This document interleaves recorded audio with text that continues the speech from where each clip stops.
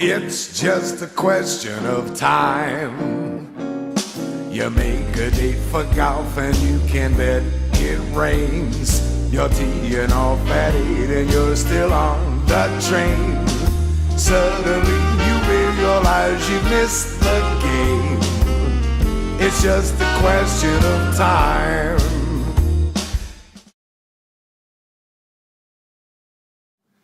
Alors, la créativité, et même la création d'ailleurs, c'est des mots valises un peu, qui méritent d'être définis dans nos métiers. Parce qu'on se présente en tant qu'agence conseillère en communication comme des créateurs de valeur au travers de nos idées, mais cette valeur, elle est en quelque sorte double.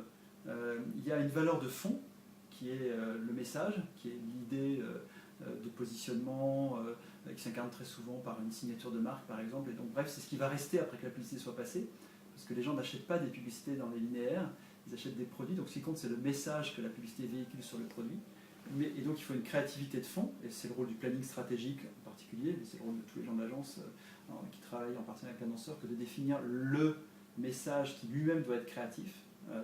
Jean-Marie Dru avait écrit un livre qui s'appelait Le saut créatif, et qui rappelait qu'il faut d'abord faire un saut stratégique, strategic leap, avant de faire le saut créatif. Et puis il y a la deuxième partie qui est la forme, qui est l'exécution créative, qui est l'idée qui va faire passer l'idée.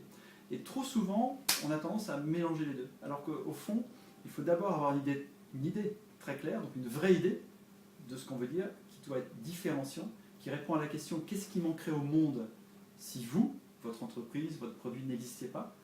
Et donc il faut être très clair sur cette réponse qui doit être unique, spécifique, qui ne doit pas être la même réponse que votre voisin ou votre concurrent.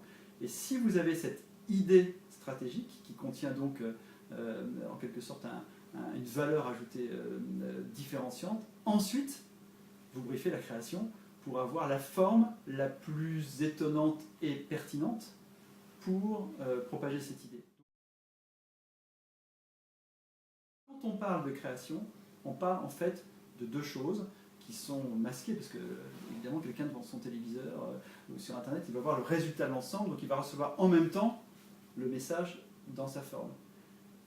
Le message lui-même doit agir pour lui donner envie de changer d'attitude, de comportement et donc d'acheter le produit, de préférer une marque de petits pois à une autre, ou telle voiture à telle autre, ou l'iPad d'Apple plutôt qu'une autre tablette. Et le message dans la forme va rester et va créer cette valeur durable et désirable de la marque. Donc on a un enjeu qui est un enjeu de fond et un enjeu de forme, c'est l'enjeu du planning stratégique et de la création.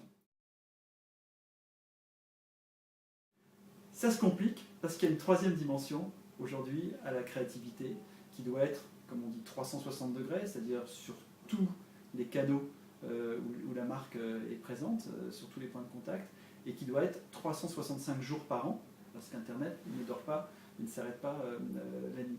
Et donc cet enjeu, c'est le nouvel usage des médias, et donc comment construire le système média optimisé, parce qu'il est sous contrainte budgétaire, on a l'argent qu'on a. Quand on crée une boîte, on n'en a pas beaucoup. Quand on est gros, on en a davantage, mais il faut toujours optimiser les choses. Et donc, il y a une forme de créativité supplémentaire aujourd'hui qui vient du média et de l'usage du média.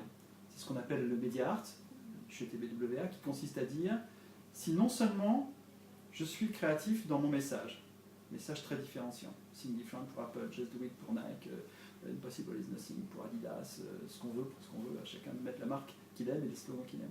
Si on a ce positionnement créatif et différenciant. Si je trouve la forme créative qui lui va bien, la campagne I'm a Mac, I'm a PC ou la campagne pour l'iPod sont des formes qui vont bien à l'offre. Il y a en plus, pour être encore plus efficace, un enjeu de créativité média qui consiste idéalement à utiliser les médias d'une manière elle-même inventive, créative, comme personne ne l'avait utilisé auparavant.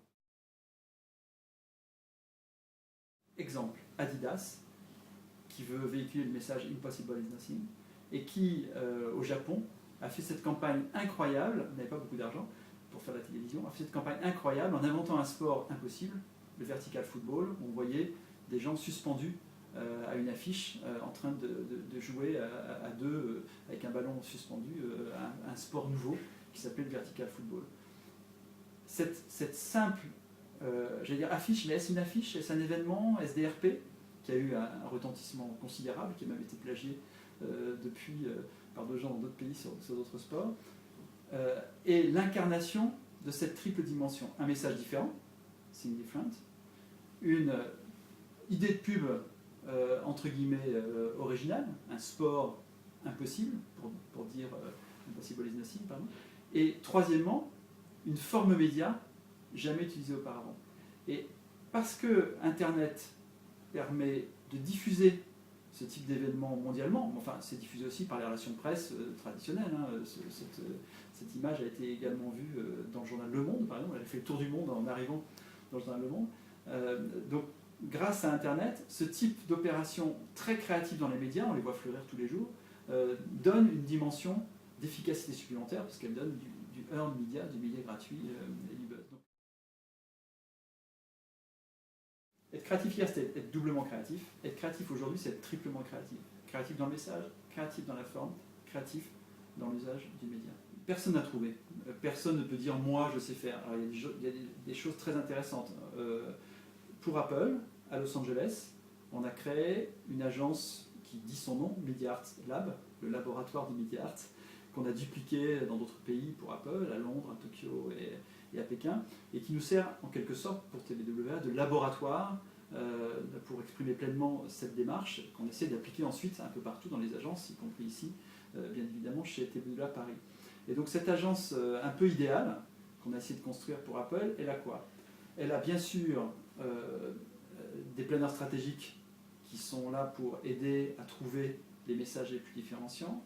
Elle a bien sûr des créatifs qui sont là pour trouver la manière de faire passer ces messages la plus pertinente, provocante, pour créer plus d'efficacité. Et elle intègre un nouveau métier qui est encore presque à inventer, qu'on appelle nous les audience planners. Alors certains les appellent les connections planners dans d'autres réseaux, qui sont quoi? Qui sont des gens qui doivent avoir une connaissance des publics, des audiences, qu'on appelait autrefois des cibles, mais cible est un mot de plus en plus inadapté, et des médias et de leur évolution, pour, non pas en aval, une fois qu'on a tout fait, se dire dans quel canal je diffuse, mais en amont, au moment où on cherche, quel va être le système de communication optimal 360 et 365, vont pouvoir amener leur SI à eux. Donc pendant que le planeur stratégique dit « et si le message était celui-là », pendant que le créatif dit et si la forme, le look and feel, la manière de faire passer le message était celle-là, eux vont arriver en disant et si le dispositif média était celui-là, en particulier en cherchant le média pivot qui va créer du earned media. Dans la démarche de TBWA aujourd'hui, qui vient beaucoup de ce Media Art Lab à Los Angeles, il y a cette idée de dire il n'y a pas deux types de médias, le hors média et le below the line et le above the line, comme on disait dans les années 80 du siècle dernier. Il n'y a pas juste du online et du offline. Bien sûr qu'il y a du online et du offline, mais ça n'aide pas tellement à faire des bons plans médias. Il y a 4 types de médias. Il y a les médias qu'on possède. Toute marque, toute entreprise possède certains médias, à minima son packaging, éventuellement son merchandising, peut-être ses points de vente en propre, à minima un site internet, peut-être un porte-parole, un Steve Jobs ou un Michel-Édouard Leclerc, donc, ou un Serge Papin de Système U pour qui on travaille. Et donc chaque marque a des médias qu'elle possède. Et donc il faut se poser la question de l'optimisation de l'usage de ces médias-là quand on lance un nouveau message. Deuxièmement, il y a les médias qu'on achète, c'est très performant mais c'est très cher. J'achète de la télé, ça marche encore très très bien et ça continuera de marcher longtemps. J'achète encore de la presse, de l'affichage, de la radio, du cinéma et de l'internet que j'achète éventuellement. Il y a les médias qu'on crée, parce qu'on peut se créer ses propres médias, qui deviendront peut-être ultérieurement des médias qu'on possède. Et il y a les médias qu'on gagne, les hors médias, les médias gratuits, parce qu'on a eu cette triple valeur créative, et non pas simplement cette double, qui est le message de fond, la manière de l'exprimer, mais aussi un usage créatif du média qui ajoute une valeur ajoutée de buzz.